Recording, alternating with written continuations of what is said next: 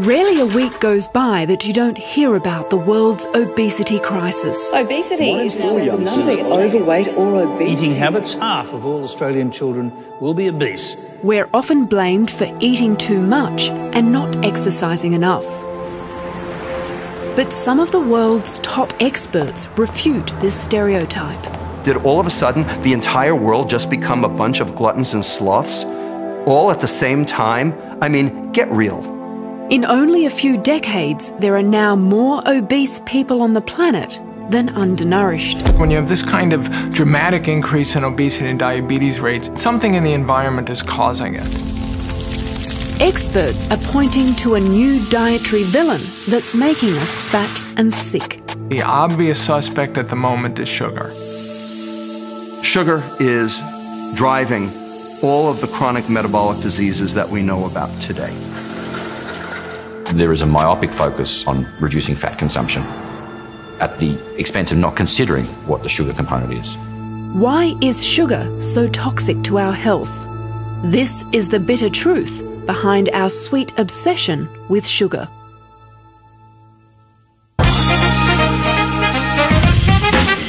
In the 70s, when obesity and heart disease were on the rise, we were told that dietary fat was the villain.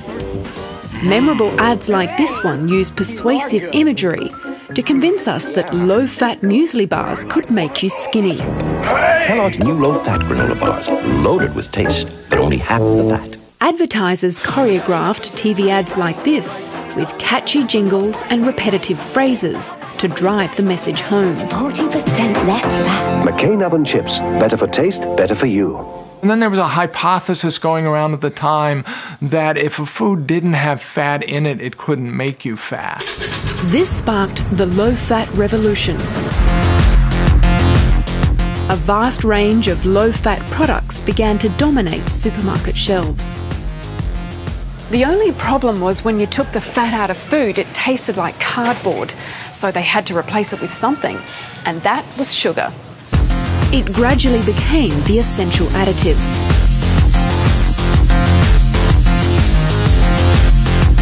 So now you have a product that's lower fat, lower saturated fat, and it's got a lot more sugar than it ever had. Whole fat mayo, for example, has just over 2% sugar. The low-fat version has 6 times more.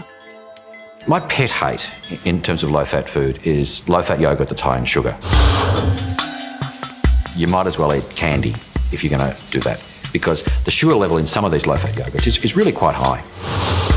Adding sugar is how the food industry engineers temptation. Now the food tastes great. In fact, it tastes so great we can't put it down. This is a win-win for the food industry. They complied with the arguments of the 1980s. They've gotten us to eat more, and they are making money hand over fist. The problem is, they're doing it at our expense, and we're losing our health.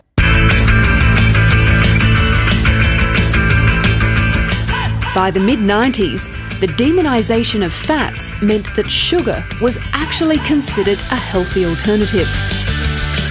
Ads like this promoted sugary drinks as part of a healthy lifestyle.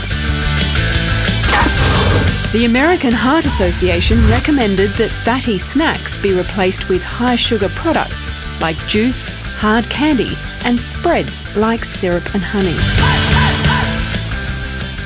Probably the first time in human history that health organizations were advocating we eat sugar as a means of being healthier. But now that 60% of the population is overweight or obese, and diabetes rates have tripled, is it possible that we've been given the wrong advice? Get off the fats. Get it off. These numbers are astounding. Throughout this entire period, with this coincides completely with this argument that we should eat a low-fat, high-carbohydrate diet during which sugar consumption increased steadily. It's hard to argue that we were given the right advice. Even today, our peak health authorities like the National Heart Foundation endorse cereals that, well, might be low in fat, but they're up to 30% sugar. This is a bitter pill to swallow for obesity researcher Professor Michael Cowley. It's a bit surprising that cereals like Honey Cheerios or the Milo cereal contains an endorsement from groups that are supposed to be looking after our metabolic health. So the Heart Foundation has got it wrong on this occasion? I don't understand how they've said that's a healthy food. Australia's National Heart Foundation declined to comment on camera, but in a written statement said their tick is simply to help consumers identify healthier options. Australian data on sugar consumption is unreliable, but in the States they've seen a significant increase in the last several decades. The chances are you're eating more refined sugar and starch than you realise. It's not just in the obvious things like soft drinks, syrup and candy. 1/2 of the sugar that we are consuming today is in items that we didn't even know had sugar. Tomato sauce, barbecue sauce, hamburger buns, hamburger meat, all sorts of processed foods. If you look at virtually every item in the store that has a food label, it has some form of sugar. This is a vastly different diet to what we evolved to eat. Human evolution till about 3,000 or 4,000 years ago had a very different diet to what's happened since the agricultural revolution, where there's been a much greater input of grains and so increase in carbohydrate consumption. It's this increase in dietary carbohydrate that's messing with our metabolism. If you constantly provide carbohydrates to the body, you'll have constantly high insulin levels, and that will lead to increased fat deposition in tissues. The higher your insulin, the more likely you are to store fat, because insulin is the main hormone that puts fat into fat cells. Now, if it's subcutaneous fat, the type that collects under the skin, then that's not so bad for your health. But if it's visceral fat, the type that collects around your belly and your organs, well, that's when problems arise. What is it about visceral fat that causes health issues? Visceral fat releases a different set of hormones, and in particular it releases what we call pro-inflammatory hormones that cause inflammation elsewhere in the body. Right. And that's why visceral fat is dangerous. So it's possible to be lean but still have a lot of visceral fat around your organs? That's correct, and it's possible to be lean and metabolically unhealthy. So being slim doesn't necessarily mean you're healthy. Up to 40% of normal weight people show signs of metabolic disease, and 20% of obese people are actually metabolically healthy. Sugar is a simple carbohydrate made of two molecules, glucose and fructose. This bond is cleaved in the gut before they're absorbed. It's been shown that glucose mainly drives fat storage under the skin, and fructose deposits fat around organs like the liver. When you make extra liver fat, that liver fat ends up mucking up the workings of the liver, and you end up with a phenomenon called insulin resistance. The liver doesn't work right, so the pancreas has to make extra insulin. And it also causes hypertension, changes in the brain that might result in altered cognitive function and possibly even dementia. It can increase cell proliferation, which can cause cancer. It can cause vascular smooth muscle proliferation, which can cause heart disease. Sugar can also accelerate aging. When you paint your barbecued meat with barbecue sauce, it browns faster. Well, that's happening inside your body. It's known as the Browning or the Maillard reaction. And it is the thing that causes cellular aging. And the reason you do it with fructose is because it browns better. This is the reason that fructose has been added to bread. It browns virtually all foods better. Well, it browns your insides better too. And as that happens, you are aging faster. If you had a glass of fruit juice this morning, you're aging 7 times quicker. Fructose is mainly found in fruit. That's why they call it fruit sugar. Now, you might be thinking, how can it be bad for me if it's found in a health food? Well, let me explain. You could easily drink a glass of apple juice before dinner, but if you had to have the equivalent in whole fruit, you probably wouldn't finish your meal. You see, juicing fruit removes all the fibrous pulp, so you can take in a whole lot more calories without feeling as full. So if you're going to eat fruit, stick to whole fruit because it has a lot more fibre, and it's the fibre that tames your insulin response to sugar. chronically high levels of fructose is not only toxic to your liver, it messes with the hormones that control appetite. There is a hormone in your stomach called ghrelin, which is the hunger hormone. When your stomach is empty, ghrelin goes up, tells your brain, hey, time to eat. Then you eat, ghrelin goes down, and so hunger goes away. But when you consume sugar, fructose does not get registered by the brain as you having eaten. Ghrelin doesn't change. You stay hungry. And it's not just sugar that can promote weight gain. Refined starches, another type of carbohydrate, can have similar effects. And there's no law requiring manufacturers to declare these on food labels. Aren't they supposed to regulate our food? Aren't they supposed to regulate what they can put in food? Professor Lustig says for too long there's been the perception that fat people have no one to blame but themselves. You go to a doctor, you go to a nutritionist, you say, Doc, I don't get it. Every time I stand on the scale, I weigh more and I don't feel so good. What's going on with me? Why am I fat? And the doctor looks at your behaviors and says, well, I know why you're fat. You're a glutton and a sloth. You eat too much, you exercise too little. Obesity is often seen as a character flaw, that person's inability to exercise willpower and eat in moderation like thin people. I also take care of obese 6-month-olds. They don't diet and exercise. I also take care of obese newborns. Yes, newborns. Do you want to blame them for their obesity at age 6 months? Now, of course, overeating and being sedentary can make you gain weight, but Professor Lustig says this can't fully explain the sudden escalation in obesity across the globe.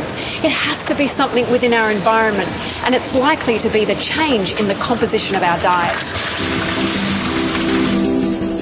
Our fat consumption has stayed exactly the same over the last 30 years. And look at the disaster that has befallen us. And that is because our consumption of dietary carbohydrate has gone through the roof. Anything that drives insulin up will drive weight gain. I don't believe in blame. I believe that they are victims, not perpetrators. Most dietitians will tell you to watch your calories because it's all about energy balance. Calories in versus calories out. But it's not actually that simple. We're biological systems, so we metabolize different calories in different ways. Calories in, calories out is how we got into this mess. It depends on where those calories come from. It depends on what those calories are. It depends on how those calories are metabolized as to whether or not they will cause weight gain. When you burn protein for energy, it takes twice as much energy to metabolize that protein into energy as for carbohydrate. It's known as the thermic effect of food. Those calories are not recoupable. So you actually burn more energy metabolizing protein than you do carbohydrate. So the net effect of eating a calorie from carbs versus a calorie from protein is actually quite different. That's why our experts say not all calories are equal. Gary Torbs says starving yourself to lose weight just doesn't work. When you do starve people, for whatever reason, they respond by lacking energy, their metabolism slows down. You think about food constantly, exactly the opposite of what you want if you want to cure obesity. Most people turn to exercise to shed those extra kilos. The studies show that exercise has virtually no effect on weight loss. One thing exercise does is it makes people hungry. Burning calories through vigorous exercise triggers hunger signals in your brain so that you eat to replace those calories. Your body knows it's losing vital energy stores, so it reacts by slowing down your metabolism to conserve that energy. This is thought to have helped us evolve as a species and to survive in times of famine. It's so hard to lose weight because we are metabolically programmed to return to where we were. We have a raft of hormones in our body that all drive to push us back to where we were. 97% of people who lose weight regain it within 5 years. That aside, exercise does have other health benefits that extend beyond weight loss. Dr. Lustig says minimising carbs from processed foods, the foods we've been told to eat most of for the last 30 years, weight loss should follow. When I get people off sugar and I get their insulin down, they all of a sudden feel more energy. They all of a sudden want to engage in physical activity. And that's part of why they lose weight. So the question is, which is driving the epidemic? The behaviors or the biochemistry? I would put it to you that the biochemistry always comes first. Professor Lustig says it's easy to fall into the trappings of sugary food because the more you eat, the more you want. MRI scans show that sugar triggers the same reward centres in the brain as nicotine, alcohol or cocaine. By increasing reward, you downregulate the receptors in that area, making it necessary to consume even more the next time to get the same level of reward. This is a phenomenon called tolerance. And tolerance is the first step on the way to addiction. And so we have shown, and others have shown, that sugar has potential for abuse. He says sugar should be regulated like tobacco and alcohol. Both of those are toxic and addictive. And we regulate them and we keep them out of the hands of children. Well, sugar meets the same criteria of ubiquity, toxicity, abuse, and negative impact on society that tobacco and alcohol also achieve. There is still ongoing debate surrounding Professor Lustig's theories. Some nutritionists warn against demonising sugar in the same way we demonised fat in the 70s. They say the focus on sugar will result in unbalanced dietary advice. However, it seems Australia's peak health authorities are slowly catching on to Professor Lustig's warnings. They've launched new campaigns to encourage people to rethink sugary drinks. And they've recently updated our dietary guidelines to include warnings about sugar consumption. But Australia's dietary guidelines released today have included for the first time the advice to limit added sugar. I think the new guidelines that are emerging recognise that we've eaten too much sugar or been advising people to eat too much sugar.